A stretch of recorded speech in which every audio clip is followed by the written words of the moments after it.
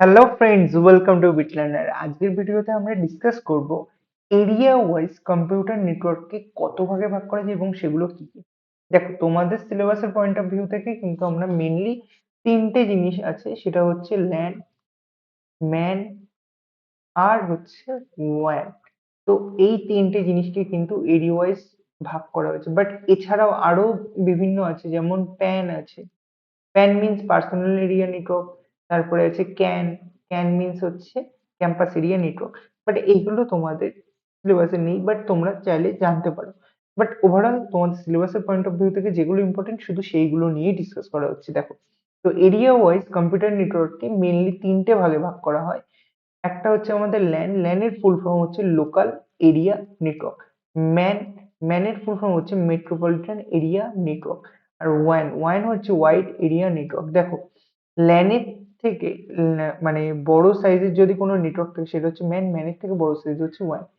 তো এই জিনিসটা যেন এক্সামের পয়েন্ট অফ ভিউ থেকে মনে থাকে, ল্যানের থেকে বড় যদি নেটওয়ার্ক থাকে তো সেটা হচ্ছে আমাদের ম্যান নেটওয়ার্ক। আর ম্যানের থেকে বড় নেটওয়ার্ক হচ্ছে আমাদের ওয়ান। ওকে। তো ল্যান নেটওয়ার্ক কি? ল্যান হচ্ছে কোনো সীমিত এরিয়া বা অল্প জায়গা জুড়ে, যেমন কোনো একটা স্কুলের লাইভ ল্যাব সেকশন আছে, ঠিক আছে, যেখানে 15 থেকে 20টা কম্পিউটার কানেক্ট থাকবে একটা আরেকটার সঙ্গে। তো সেক্ষেত্রে আমরা খুব ইজিলি ল্যান নেটওয়ার্কের থ্রুতে কানেক্ট করাতে পারি, ঠিক আছে। সাধারণত ল্যানের যে বিস্তার থাকে সেটা সাধারণত আমাদের 200 মিটার থেকে 1 কিলোমিটার পর্যন্ত হয়। ওকে, এই রেঞ্জটা তোমাদের মনে রাখতে হবে একটু। তো ল্যানের যে বিস্তার সেটা সাধারণত 200 মিটার থেকে 1 কিলোমিটার এরিয়ার মধ্যে হয়, এবং এর যে ডেটা স্থানান্তরের গতি সেটা অনেক বেশি, অনেক বেশি। সেটা কত, 100 MBPS থেকে 10 GBPS পর্যন্তও হয়। আর এর যে বাকি বৈশিষ্ট্যগুলো সেগুলো দেখো, সীমিত ভৌগোলিক এলাকা জুড়ে কাজ করে, আর নেটওয়ার্ক ব্যবস্থাপনা সহজ এবং খরচ কম। ওকে। আর এর উদাহরণ দেখে নিও যে একটি কলেজের কম্পিউটার ল্যাবে থাকা সব কম্পিউটার যখন একে অপরের সঙ্গে সংযুক্ত থাকে সেটি একটা ল্যান, সেটাই আমরা এক্ষুনি আলোচনাও করলাম। তো ল্যানের পরে আসছি আমরা ম্যান বা মেট্রোপলিটন এরিয়া নেটওয়ার্ক। দেখো, ল্যানের সাইজ ছিল আমাদের ম্যাক্স টু ম্যাক্স 1 কিমি। ওকে। বাট ম্যানের যে সাইজ সেটা আমাদের 5 কিমি থেকে সাধারণত 50 কিমি, বা অনেক বইতে তোমরা 45 কিমি এরিয়ার মধ্যে পাবে। এবার 5 থেকে 50 কিমি মানে জাস্ট এটা একটা ছোট শহর বলতে পারো। তো কোনো একটা ছোট শহর বা কোনো ছোট একটা টাউন, যে প্রত্যেকটা ডিভাইসকে একটা নির্দিষ্ট নেটওয়ার্কের মধ্যে কানেক্ট করাতে হবে, তো সেক্ষেত্রে আমাদের ম্যান নেটওয়ার্ক খুব ভালোভাবে কাজ করে। ওকে। এর বৈশিষ্ট্যগুলো দেখো, একটি শহর বা কয়েক কিলোমিটার পর্যন্ত এলাকা জুড়ে কাজ করে। ডেটা ট্রান্সফারের যে স্পিড সেটা হচ্ছে ল্যানের চেয়ে কম, কিন্তু ওয়ানের চেয়ে আবার বেশি। ওয়ান হচ্ছে, এরপরে আমরা ডিসকাস করব। তারপরে হচ্ছে সাধারণত ফাইবার অপটিক বা মাইক্রোওয়েভ প্রযুক্তি ব্যবহার করে। ফাইবার অপটিক কেবল আমরা এর আগেও জেনেছি, যেটা হচ্ছে আলোর স্পিডে ডেটা পাঠাতে পারে। তারপরে স্থাপন ব্যয় মাঝারি, কিন্তু রক্ষণাবেক্ষণ কিছুটা হলেও জটিল। ওকে।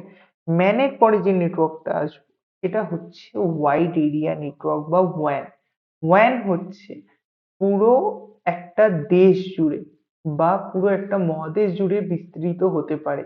এটি একাধিক ল্যান ও ম্যানকে সংযুক্ত করে, এবং যোগাযোগের জন্য সাধারণত স্যাটেলাইট, ফাইবার অপটিক আর ইন্টারনেট ব্যাকবোন ব্যবহার করে, ঠিক আছে। এর যে বৈশিষ্ট্য দেখো, এখানেই লেখা আছে বৃহৎ ভৌগোলিক এলাকা জুড়ে কাজ করে। সেটা কোনো দেশও হতে পারে বা কোনো মহাদেশও হতে পারে, যেমন আমাদের জিও, এয়ারটেল, এগুলো কি পুরো দেশ জুড়ে কাজ করছে। তো এটা একটা আমাদের ওয়াইড এরিয়া নেটওয়ার্কের এক্সাম্পলও হতে পারে। তারপরে দেখো, ডেটা ট্রান্সমিশন হচ্ছে comparatively slow due to long distance. Obviously, যেহেতু ডিস্টেন্স অনেক বেশি হয়ে যাচ্ছে, তো সেক্ষেত্রে ডেটা ট্রান্সফারের যে স্পিড সেটা অনেকটা হলেও কমে যাবে, এবং রক্ষণাবেক্ষণ ব্যয় অনেক বেশি, প্রযুক্তিগত জটিলতাও অনেক বেশি। তো এই যে টপিকস গুলো ছিল আমাদের এরিয়া ওয়াইজ কম্পিউটার নেটওয়ার্কের যে ভাগগুলো, তার মধ্যে ল্যান, ম্যান, ওয়ান কিন্তু খুবই ইম্পর্টেন্ট। আরো একটা ইম্পর্টেন্ট জিনিস হচ্ছে এই তিনটের ডিফারেন্স। তো ল্যান, ম্যান, ওয়ান এর ডিফারেন্স কিন্তু তোমাদেরকে পড়তে হবে, যেটা এক্সাম পয়েন্ট অফ ভিউ থেকে খুবই ইম্পর্টেন্ট। ঠিক আছে?